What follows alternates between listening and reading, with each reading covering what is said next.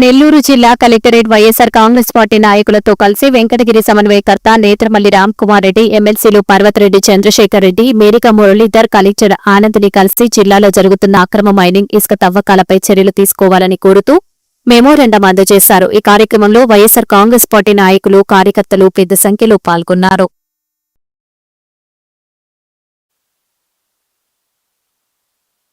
తప్పదు ఈ illegal mining చేసే వాళ్ళకి అనేది మరొకసారి తెలియజేస్తుందా.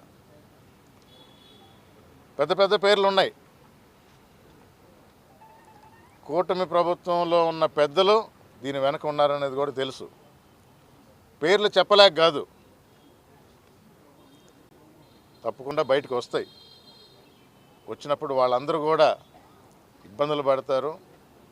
మనల్ని ప్రజలు ఎన్నుకొంది ప్రజలకు మేలు చేయడానికి.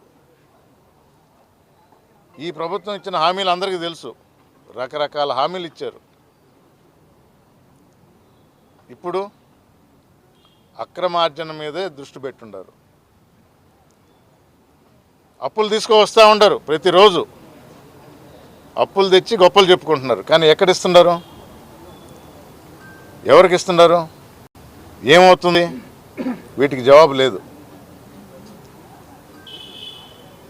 ఇది ఒక వెంకటగిరి నియోజకవర్గంకే పరిమితం కాదు. ఈ అక్రమాలు, అన్యాయాలు మొన్నటికి మొన్న మీకు తెలుసు, కలువాయిలో 100 ఎకరాలు చిల్లర.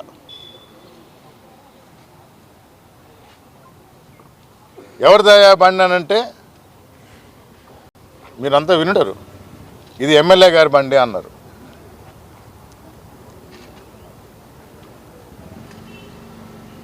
తప్పకుండా ప్రజల పక్షాన నిలబడే పార్టీ వైఎస్ఆర్ కాంగ్రెస్ పార్టీ, ప్రజలకు మేలు చేసే పార్టీ వైఎస్ఆర్ కాంగ్రెస్ పార్టీ. ప్రజల బాగోగులు ఆలోచించి సంక్షేమ పథకాలు ప్రవేశపెట్టి వాళ్ళని ఆదుకున్న జగన్మోహన్ రెడ్డి గారిని తిరిగి ముఖ్యమంత్రి చేస్తారు ఈ ప్రజలు. అప్పుడే ఆంధ్ర రాష్ట్రం వర్షాలు కూడా 5 సంవత్సరాలు జగన్మోహన్ రెడ్డి గారు ముఖ్యమంత్రిగా ఉన్నప్పుడు ఏ సంవత్సరం కూడా ఇబ్బంది లేకుండా దిగుబడి పెరిగింది, రేటు వచ్చింది. ఆంధ్ర రాష్ట్రంలో ఏ రైతు కూడా సంతోషంగా లేడు. ఇప్పుడు ఈరోజు కలెక్టర్ గారికి అందజేసిన వినతి పత్రం ముఖ్యంగా నా వెంకటగిరి నియోజకవర్గంలో కలువాయి మండలం, సైదాపురం మండలం జరిగిన ఇల్లీగల్ యాక్టివిటీస్ గురించి తెలియజేశాం. విచారణ జరిపించి న్యాయం చేస్తామన్నారు. ఈ బంగాకి బ్యాచ్ని కానీ అంతా కూడా అక్కడ పెట్టడం, ఎవరన్నా అక్కడికి వెళ్తాకనుకుంటే వాళ్ళందరినీ ఆపడం కూడా జరుగుతూ ఉంది. సో ఈ విధంగా వారందరినీ కూడా ప్రోత్సహించడం వల్ల ఈరోజు నెల్లూరులో కనుక మీరు చూస్తే సమీప ఒక 5-6 నెలల ప్రాంతంలోనే సుమారుగా 20కి పైగా మర్డర్లు జరిగినాయి.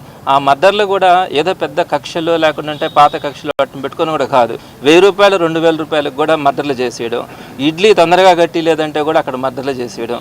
ఇటువంటి పరిస్థితి మనం నెల్లూరులో ఎప్పుడు కూడా చూడలే. ఒకప్పుడు పాత రోజుల్లో మిగతా ప్రాంతాల్లో కొన్ని దగ్గరలో ఆ పేరు ఉండింది, ఒక 1000 రూపాయలకు కూడా మర్డర్ చేస్తారంట అని. మరి ఈరోజు నెల్లూరులో ఆ కల్చర్ పెరిగిపోయింది.